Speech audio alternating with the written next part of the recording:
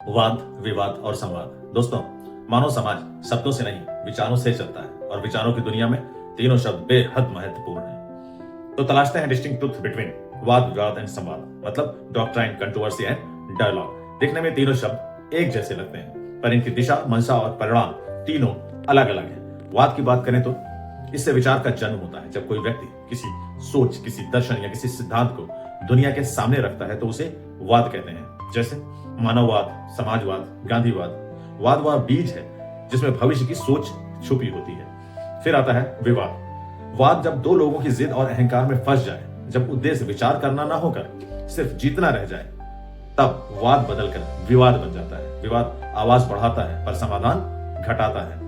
ये एक तरह की बहस है जिसमें गर्मी ज्यादा और रोशनी कम होती है। और संवाद की बात करें तो संवाद वो पुल है जो दोनों विचारों को जोड़ता है। इसमें बोलने से पहले सुनना है, हर चीज से पहले समझना है। संवाद में टकराव नहीं, सहमति की तलाश होती है। यही कारण है कि दुनिया में बड़े बड़े संकट, यहाँ तक कि युद्ध भी संवाद से ही सुलझे हैं। इसे आप डायलॉग भी कहते हैं। कई लोग वाद विवाद की बात करते हैं, यानी डिस्कशन, वह भी संवाद की ही श्रेणी में आता है। यानी वाद और विवाद प्रेम से आपस में मिलकर संवाद को जन्म दे सकते हैं। यदि वाद विवाद का मकसद समस्या का समाधान करना हो तो आप डिबेट यानी डिस्कशन आप देखते रहते हैं, टीवी पर खूब देखते होंगे। उनके मकसद मेरे इस डिस्कशन के बाद आपको अवश्य समझ में आ जाएंगे।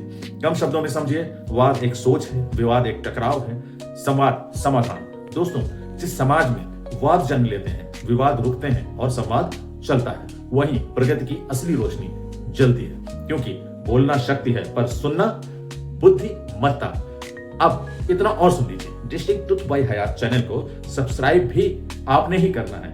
ये वाद विवाद नहीं, संवाद की बात है। स्वस्थ, सतर्क और यस मस्त रहिए। बहुत धन्यवाद। जय हिंद।